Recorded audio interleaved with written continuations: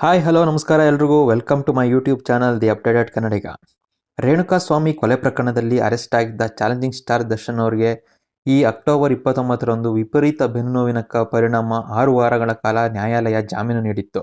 ಇದು medical bale ಆಗಿತ್ತು. Medical bale ಅಂದರೆ ಆರೋಗ್ಯ ವ್ಯತ್ಯಾಸ ಇದರಿಂದ ಚಿಕಿತ್ಸೆಗೋಸ್ಕರ ಇಲ್ಲಿ ಯಾವುದೇ ಆರೋಗ್ಯ ಸಮಸ್ಯೆ ಇದ್ದಾಗ ನೀಡುವಂಥ ಒಂದು ಜಾಮೀನಾಗಿತ್ತು.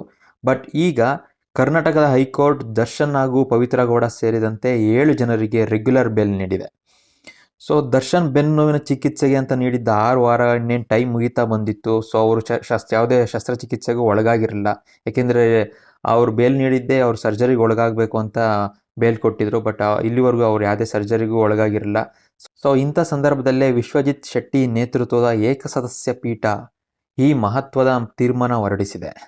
ದರ್ಶನ್ ಬೆನ್ನುನೋವಿನ ಚಿಕಿತ್ಸೆಗೆ ಅಂತ ನೀಡಿದ್ದ 6 ವಾರಗಳ ಕಾಲಾವಕಾಶ ಇನ್ನೇನು ಮುಗಿತಾ ಬಂದಿತ್ತು. ಬಟ್ ಅವ್ರು ಯಾವುದೇ ರೀತಿ ಶಸ್ತ್ರಚಿಕಿತ್ಸೆಗೆ ಒಳಗಾಗಿರಲಿಲ್ಲ. BGS ಹಾಸ್ಪಿಟ್ಲಿಗೆ ಅಡ್ಮಿಟ್ ಆಗಿದ್ರು. ಬಟ್ ಸರ್ಜರಿ ಇನ್ನೂ ಆಗಿರಲಿಲ್ಲ. ಫಿಸಿಯೋಥೆರಪಿಸ್ಟು ಅದು ಮಾಡಿಸ್ಕೊತಾ ಇದ್ದಾರೆ ಅಂತ ಸುದ್ದಿ ಇತ್ತಷ್ಟೇ. ಸೊ 6 ವಾರಗಳ ಕಾಲ ನೀಡಿದ ಜಾಮೀನು ಮುಗಿತಾ ಬಂದಿದೆ. ಇದನ್ನ ಎಕ್ಸ್ಟೆಂಡ್ ಮಾಡ್ತಾರಾ ಇಲ್ಲ ಮತ್ತೆ ಏನು ಡಿಸಿಷನ್ ಬರುತ್ತೆ ಅಂತ ವೆಯ್ಟ್ ಮಾಡ್ತಾಯಿದ್ರು. ಇಂಥ ಸಂದರ್ಭದಲ್ಲೇ ವಿಶ್ವಜಿತ್ ಶೆಟ್ಟಿ ನೇತೃತ್ವದ ಏಕಸದಸ್ಯ ಪೀಠ ಹೈಕೋರ್ಟ್ ನ್ಯಾಯಾಲಯ ಈ ಒಂದು ಮಹತ್ವದ ನಿರ್ಧಾರ ತಗೊಂಡಿದೆ.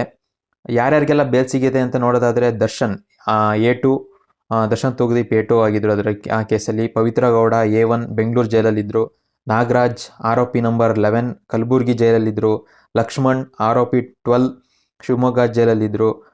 ಅನುಕುಮಾರ್ ಆರೋಪಿ ನಂಬರ್ 7 ಲಕ್ಷ್ಮಣ್ ಆರೋಪಿ ನಂಬರ್ 12 ಶಿವಮೊಗ್ಗ ಜೈಲ್.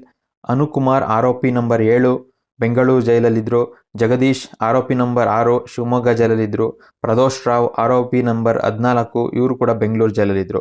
ಸೊ ಇಷ್ಟು ಜನಕ್ಕೆ 7 ಜನಕ್ಕೆ ಈಗ ಬೇಲ್ ಸಿಕ್ಕಿದೆ. ಸೊ ಈ ಡಿಸಿಷನ್ ನ್ಯಾಯಾಲಯದ ಈ ನಿರ್ಧಾರ ಅಂತ ದರ್ಶನ್ ಅಭಿಮಾನಿಗಳಿಗೆ ಎಲ್ಲ ಇನ್ನೂ ತುಂಬ ಸಂತೋಷ ತಂದಿದೆ. ಸಾಮಾಜಿಕ ಜಾಲತಾಣದಲ್ಲೂ ಎಲ್ಲ ಅವರ ಅಭಿಮಾನಿಗಳು ಹರ್ಷ ವ್ಯಕ್ತಪಡಿಸ್ತಾ ಇದ್ದಾರೆ. ಇನ್ಕ್ಲೂಡಿಂಗ್ ತುಂಬ ದರ್ಶನ್ ಅವರ ಆಪ್ತ ಮೂಲದ ಫ್ರೆಂಡ್ಸ್ ಆಗಿರ್ಬೋದು, ಸಿನಿಮಾ ರಂಗದ ಸೆಲೆಬ್ರಿಟೀಸ್ ಆಗಿರ್ಬೋದು, ಎಲ್ಲ ಟ್ವೀಟ್ ಮುಖಾಂತರ, ಇನ್ಸ್ಟಾಗ್ರಾಮ್ ಪೋಸ್ಟ್ ಮುಖಾಂತರ ಎಲ್ಲ ಕಡೆ ಏನೋ ಸಂತಸ ವ್ಯಕ್ತಪಡಿಸ್ತಾ ಇದ್ದಾರೆ. ಇದರ ಹೊರತಾಗಿ ದರ್ಶನ್ ಅವರು ಯಾವುದೇ ಶಸ್ತ್ರಚಿಕಿತ್ಸೆಗೆ ಒಳಗಾಗ್ತಾ ಇಲ್ಲ. ಫಿಸಿಯೋಥೆರಪಿ, ಎಕ್ಸಸೈಸಸ್ಸು, ಟ್ಯಾಬ್ಲೆಟ್ಸ್, ಮೆಡಿಸಿನಲ್ಲೇ ನೋವು ಕಡಿಮೆ ಮಾಡ್ಕೊಬೇಕು ಅಂತ ನಿರ್ಧಾರ ಮಾಡಿದ್ದಾರೆ ಅಂತ ಒಂದು ಸುದ್ದಿ ಬರ್ತಾ ಇದೆ. ಗೊತ್ತಿಲ್ಲ ಆ ವಿಚಾರವಾಗಿ ಇನ್ನು ಮುಂದೆ ಕ್ಲಾರಿಟಿ ಸಿಗುತ್ತೆ. ಈಗ ತಾನೇ ಇವತ್ತು ಬೇಲ್ ಕಂಪ್ಲೀಟ್ ಅದು ರೆಗ್ಯುಲರ್ ಬೇಲ್ ಸಿಕ್ಕಿರೋದ್ರಿಂದ ಮುಂದೆ ಅಪ್ಡೇಟ್ ಸಿಗ್ತಾ ಹೋಗ್ಬೋದು. ಸೊ ಆ ವಿಚಾರದ ಬಗ್ಗೆ ನಾನು ಮುಂದಿನ ವೀಡಿಯೋಸ್ಗಳಲ್ಲಿ ನಿಮಗೆ ಅಪ್ಡೇಟ್ ಮಾಡ್ತೀನಿ. ಅಲ್ಲಿವರೆಗೂ ನಮ್ಮ ವೀಡಿಯೋಸ್ನ ನೋಡ್ತಾ ಇರಿ. ಸೊ ನಿಮಗೆ ನಮ್ಮ ವೀಡಿಯೋಸ್ ಇಷ್ಟ ಆದರೆ ಲೈಕ್ ಮಾಡಿ, ಕಮೆಂಟ್ ಮಾಡಿ, ಸಬ್ಸ್ಕ್ರೈಬ್ ಮಾಡಿ, ಶೇರ್ ಮಾಡಿ ನಿಮ್ಮ ಫ್ರೆಂಡ್ಸ್ಗೆಲ್ಲರಿಗೂ. ಮತ್ತೆ ಸಿಗೋಣ. Love you all. ಬಾಯ್.